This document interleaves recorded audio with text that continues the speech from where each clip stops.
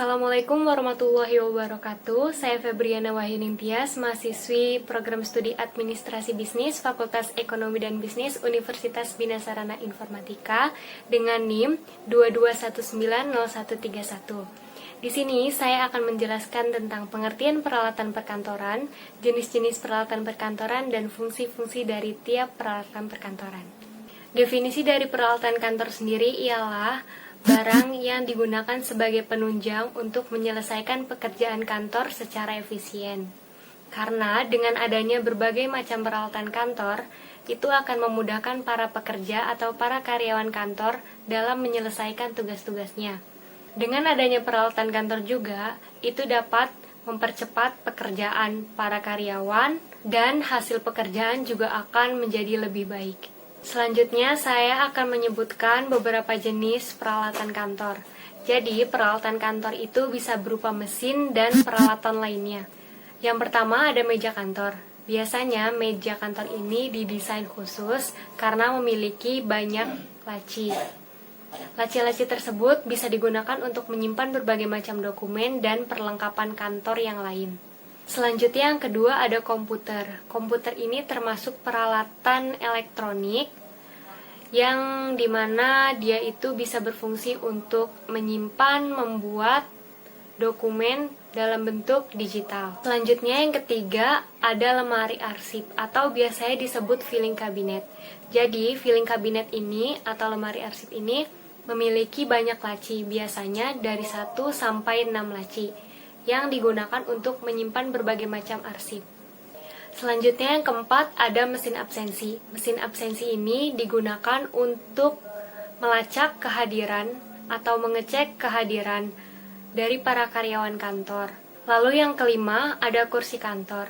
Biasanya kursi kantor ini didesain khusus bagi para pekerja. Jadi biasanya kursi kantor ini itu bagian belakangnya itu sandarannya itu terbuat dari busa.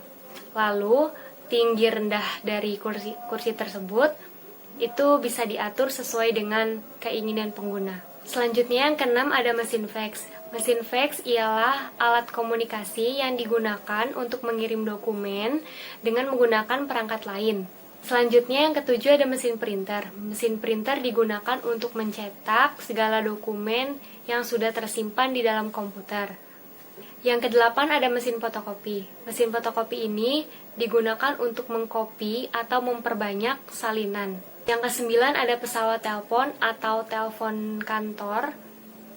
Dia berfungsi untuk menerima panggilan atau meneruskan panggilan. Selanjutnya yang ke-10 ada scanner.